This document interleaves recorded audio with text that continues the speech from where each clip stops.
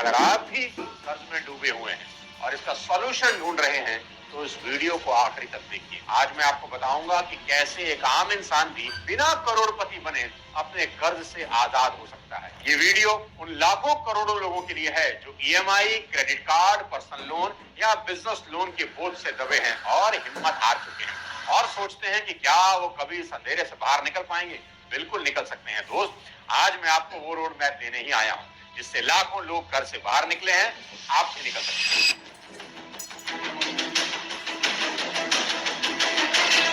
दोस्तों, कर्ज से आजादी की शुरुआत होती है सच का सामना करने से। सबसे पहला काम जो आपको करना है कि एक डायरी या एक्सेल शीट खोलिए और हर कर्ज को साफ साफ लिखो कि आपको किसको कितना अमाउंट देना है और इंटरेस्ट रेट क्या है। आपको आपके सारे लोन जैसे home loan, car loan, education loan, unsecured loan, personal loan, credit card का लोन, इस सब में लिखना है और सबके सामने उसके इंटरेस्ट रेट भी लिखने हैं।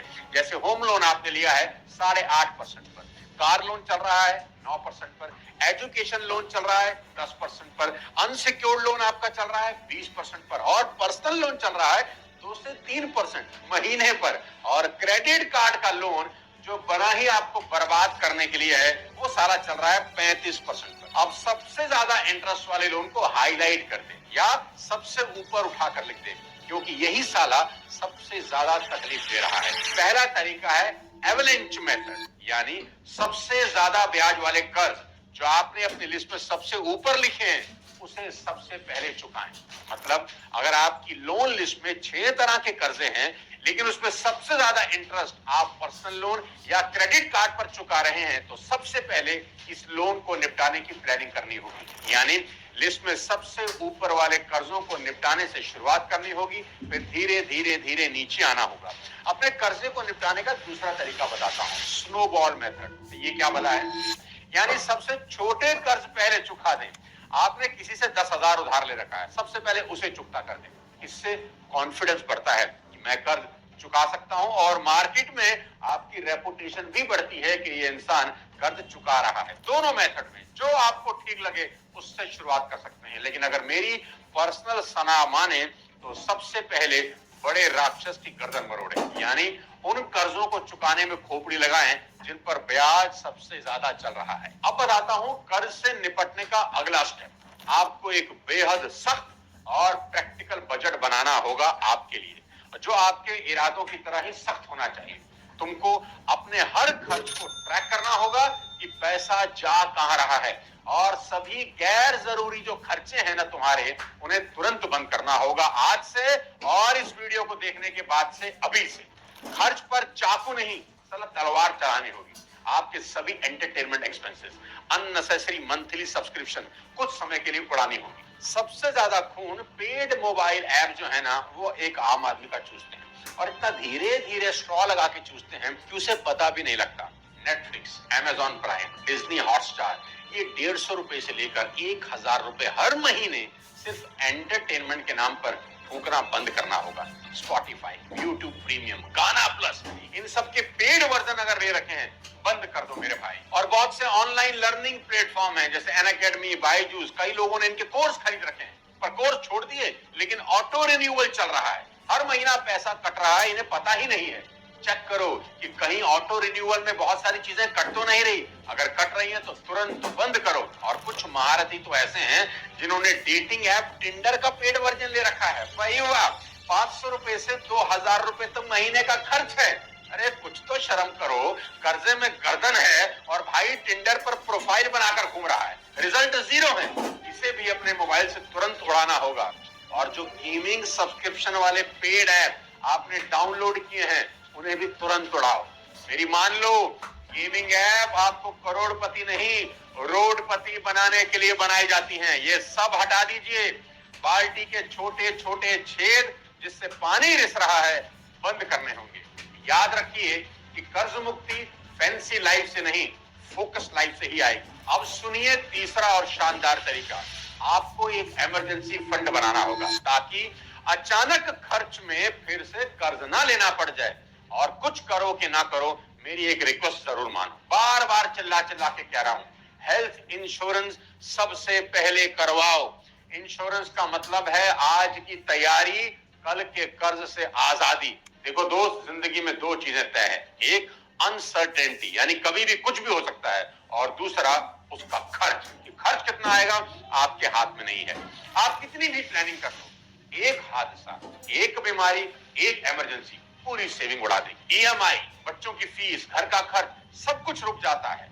अब सवाल यह है, क्या हम जिंदगी की अनसर्टेनिटी के लिए तैयार हैं? और अगर नहीं है तो उसका सीधा सा मतलब यह है कि हम जाने अनजाने खुद को कर्ज के जाल में ही धकेल रहे हैं। मधुकर जी की कहानी सुनाता हूँ। मधुकर जी एक सामान्य मध्यम वर्गीय परिवार के आदमी, नौकरी करते थे, ईएमआई चल रही थी, बच्चों की पढ़ाई, घर का खर्च, सब कुछ ठीक था, टनाटन जिंदगी चल रही थी। अचानक एक दिन हार्ट अटैक आया। अब हार्ट अटैक बता के तो आएगा नहीं। हॉस्पिटल में 5 दिन आईसीयू में रहना पड़ा। बिल कितना आया? 6.5 लाख का। घर में इतने पैसे थे नहीं, ना हेल्थ इंश्योरेंस कराया था, ना इमरजेंसी फंड था। अब क्या करेंगे?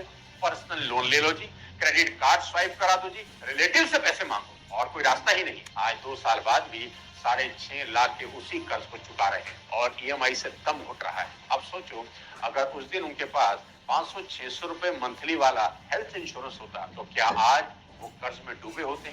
इंश्योरेंस पैसे की बर्बादी नहीं है, ये कर्ज से बचने की सबसे सस्ती और समझदार पॉलिसी है। अपना हेल्थ इंश्योरेंस जरूर करवाएं ताकि किसी अनहोनी में किसी के आगे हाथ ना फैलाने पड़े। और आज ये कराना बहुत आसान है मेरे दोस्त, आपको कहीं नहीं जाना, पॉलिसी बाजार पर जाइए। ट्रेडिंग में कुछ नया ट्राई करना है, क्यों ना ग्लोबल कमोडिटी ट्रेडिंग ट्राई करें। यहाँ कमोडिटी ट्रेडिंग से रिलेटेड सारे डिटेल्स मिल जाते हैं, जैसे कि top traded commodities, advance option chain, quick basket और large quantity order execution, gold, silver, natural gas, crude oil, सब यही देख सकते हैं।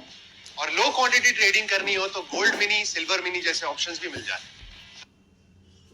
पर जाइए, यहाँ 51 से भी ज्यादा इंश्योरेंस पार्टनर में से अपने लिए बेस्ट प्लान ले सकते हैं। 1 करोड़ का हेल्थ कवर सिर्फ 390 रुपए में मिल जाता है, और डेडिकेटेड रिलेशनशिप मैनेजर भी आपको मिलता है। अगर आप इंश्योरेंस अभी कराते हैं तो आपको हेल्थ इंश्योरेंस पर अभी 25% डिस्काउंट भी मिल जाए, और तो और हेल्थ इंश्योरेंस पर सेक्शन 80D में 75,000 तक की टैक्स सेविंग भी कर सकते हैं। अभी क्लिक करिए, लिंक डिस्क्रिप्शन में आपकी हेल्प के लिए दे रहा हूं। और याद रखिए, इंश्योरेंस वो छाता है जो बारिश से पहले खरीदा जाता है, और अगर बारिश आ जाए और तुम्हारे पास छाता ना हो तो भीगना तय है, और कर्ज उस भीगने की ही कीमत है। अब बताता हूँ कर्ज मुक्ति से चौथा शानदार तरीका। दोस्तों, कभी सोचा है हमारे घर में ऐसे कितने सामान हैं जो पिछले 6 महीने से हमने छुए तक नहीं? घर के कोने में धूल खा रहा सामान शायद आज तुम्हारी कर्ज से आजादी की पहली सीढ़ी बन सकता है। Sell unnecessary items of your home, 2-4 किस्तें तो यहीं से निकल आएंगी आपके लोन की। जिस सामान का इस्तेमाल 6 महीने से आप नहीं कर रहे, इसका मतलब वो आज इतना जरूरी नहीं है, वो सिर्फ एक डेप्रिशिएटिंग असेट है। आपका वो पुराना मोबाइल फोन, बंद पड़ा लैपटॉप, एक्स्ट्रा कुर्सी, पुराना फ्रिज, ट्रेडमिल जिस पर कपड़े सुखा रहे हो आजकल, बंद पड़ा आपका माइक्रोवेव ओवन, पुरानी कोई टीवी, कोई पुराना कैमरा, पुरानी रखी कोई साइकिल, किताबें जिसका इस्तेमाल नहीं हो रहा, कोई पुराना म्यूजिकल इंस्ट्रूमेंट, पुरानी वॉशिंग मशीन, पुराने बैग अगर पड़े हैं घर में, सबको बेच डालो। OLX पे जाओ, क्विकर पे जाओ, फेसबुक मार्केट प्लेस जैसे प्लेटफॉर्म पर डालो, और जो पैसे आए उन्हें अपने कर्ज को मारने में लगाओ। याद रखो, ये कबाड़ नहीं है, ये तुम्हारा कैश है जो बस एक एक्शन का इंतजार कर रहा है। घर में ढूंढो कहां कहां चीजें पड़ी हैं जिसका इस्तेमाल नहीं हो रहा, इकट्ठी करो, बेचो, कुछ ना कुछ कर्जा आपका जरूर उतरेगा। एक आदमी ने बताया कि उसने घर की बेकार चीजों को बेचकर 27,000 रुपए कमाए और उसी से क्रेडिट कार्ड की अपने बिल चुका दी। दोस्तों, कर्ज से आजादी फैंसी इनकम से नहीं, सिंपल एक्शन से आती है। हर बेकार सामान एक छुपा हुआ कैश ही है जो सिर्फ आपके एक एक्शन का इंतजार कर रहा है। तो आज और अभी ढूंढो घर में क्या है जो काम नहीं आ रहा, बेचो और कोई ना कोई ईएमआई करो। कर्ज से मुक्ति का 5वां और शानदार तरीका सुनो। अगर हस्बैंड और वाइफ दोनों काम कर रहे हैं तो एक की सैलरी से घर चलना चाहिए और दूसरी की सैलरी सिर्फ लोन को खत्म करने में जानी चाहिए। और अगर आप अभी तक अकेले हैं तो एक एक्स्ट्रा इनकम सोर्स ढूंढो मेरे दोस्त, क्योंकि लोन को लोन से नहीं, इनकम से हराना होता है। आपको अपनी इनकम का एक और नलका खोलना होगा। और आज के सोशल मीडिया के दौर में दोस्त, बहुत तरीके हैं पार्ट टाइम में एक्स्ट्रा इनकम कमाने के, बस आपको आंखें खोलनी होगी, थोड़ी सी मेहनत करनी होगी। आप सबसे पहले पार्ट टाइम में फ्रीलांसिंग कर सकते हैं। तरीका मुझसे सुनिए। कंटेंट राइटिंग एक ऑप्शन हो सकता है, लोगो डिजाइनिंग कर सकते हैं, वीडियो एडिटिंग कर सकते हैं, डेटा एंट्री भी ऑप्शन है। मैं तो कहता हूं जो आता है करो, बस खाली मत बैठो। आप इंश्योरेंस एजेंट बन सकते हैं, मल्टी लेवल मार्केटिंग में किसी स्टेबल कंपनी को ज्वाइन कर सकते हैं, पार्ट टाइम पैसा आएगा। वीकेंड के लिए किसी अच्छी जगह टूर गाइड बन सकते हो भाई, तो 3,000 रुपए कमा के घर आओगे। अगर आपके पास गाड़ी है तो वीकेंड पर चलाओ, ओला उबर से कनेक्ट करो, हर दिन 1,000 से 3,000 रुपए तक कमा सकते हो। और अगर गाड़ी नहीं, बाइक है, कोई दिक्कत नहीं, रैपिडो से कनेक्ट करो, पार्ट टाइम में वहां से इनकम आ सकती है। और घर में अगर वाइफ, मदर या सिस्टर है तो वो tiffin service, home food delivery शुरू कर सकती हैं, खासकर पीजी एरियाज या वर्किंग प्रोफेशनल्स के लिए, जिसमें लागत तो है ही नहीं और महीने के कोई 20 से 25,000 रुपए आप कमा सकते हो, जिससे लोन चुकाए जा सकते हैं। आप अपना सामान किराए पर दे सकते हो। अगर आपके पास कोई कैमरा पड़ा है दो किसी को किराए पर, बाइक रखी है खाली खड़ी है दो किसी को किराए पर, कार है किराए पर दो, प्रोजेक्टर है किराए पर दो, कोई भी टूल है किराए पर दो। जो चीजें पड़े पड़े धूल खा रही हैं वो कमाई करवा सकते हैं। और अगर आपके पास एक कमरा एक्स्ट्रा है, एक भी कमरा एक्स्ट्रा है, खाली मत छोड़ो, रेंट पर दो। पीजी कल्चर बूमिंग पर है, 3 से 7,000 रुपए तक किराया मिल जाएगा बिना खर्च किए। हर महीने की एक ईएमआई उसी से निकल सकती है। दोस्तों, आपका कमाया हर एक्स्ट्रा 1,000 रुपया भी एक हथियार है उस कर्ज के खिलाफ जो तुम्हारी आजादी को बंधक बना बैठा है। याद रखना मेरी बात, दुनिया में दो तरह के लोग होते हैं, एक जो खर्च काटते हैं, दूसरे जो कमाई बढ़ाते हैं। लेकिन जो दोनों करते हैं ना, वो शहंशाह बन जाते हैं और वही डेब्ट फ्री लेजेंड होते हैं। अब बताता हूं छठा शानदार तरीका। अगर कहीं से कभी अचानक कुछ इकट्ठा पैसा मिल जाए तो तुरंत लोन के मुंह पर मारना है। अगर कहीं से टैक्स रिफंड आ गया, कुछ भी बेचकर पैसा आ गया, ऑफिस से बोनस मिल गया, तो इस पैसे से घूमने शिमला मत चले जाना। रात को बीवी को लेकर, गर्लफ्रेंड को लेकर डिनर डेट पर एंजॉय करने मत चले जाना। अनाप शनाप का खर्च करके इस पैसे को उड़ा मत देना। इस पैसे का सिर्फ एक ही इस्तेमाल है, सबसे ऊपर वाले खर्चे के इंटरेस्ट के मुंह पर मारना और उस लोन को कम कर देना। सातवां और आखिरी तरीका जाता जाता सुनो, बात करो, चुप मत बैठो। हाँ, बहुत इंपॉर्टेंट बात आपको बताई, बात करो, चुप मत बैठो। प्रॉब्लम क्या है, जो इंसान कर्ज ले लेता है वो अकेला साइलेंट मोड में चला जाता है, ना किसी से बात करता है, गुमसुम सा रहता है, उसको समझ ही नहीं आता कि कर्ज कैसे चुकेगा। दोस्त, ये कभी मत करना, मेरी बात मान के रखो।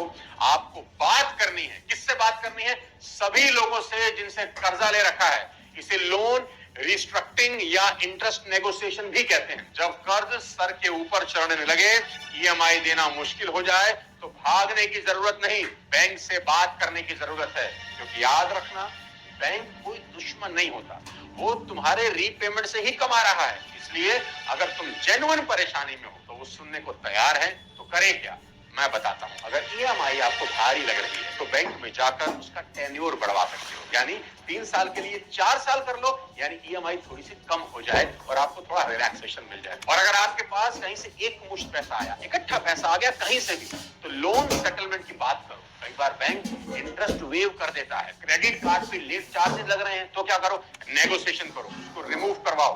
अपने लोन ऑफिसर को एक ईमानदार लेटर या ईमेल लिखो यार, अपने करंट हालात एक्सप्लेन करो, अपने इनकम प्रूफ लगाओ, रिक्वेस्ट डालो, ये दिखाओ कि आप डिफॉल्ट नहीं करना चाहते, आप सोल्यूशन चाहते हो। सच तो ये है कि 10 में से 7 लोग डर के कारण बैंक से बात ही नहीं करते, और वही डर उन्हें कर्ज की दलदल में और गहराई तक धकेल देता है।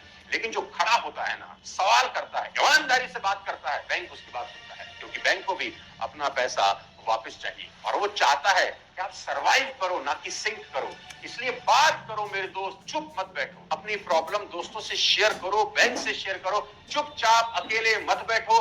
डिप्रेशन का सबसे बड़ा कारण है। और कर्ज कोई श्राप नहीं है, ये सिर्फ एक है। कर्ज को हराने के लिए सबसे पहले खुद पर विश्वास करना होगा। अगली बार जब कोई ईएमआई का फोन आए, कोई तकादे के लिए फोन करे, तो डरना नहीं, मुस्कुराना है, क्योंकि तुम एक युद्ध में हो यार, और आखिरी में जीत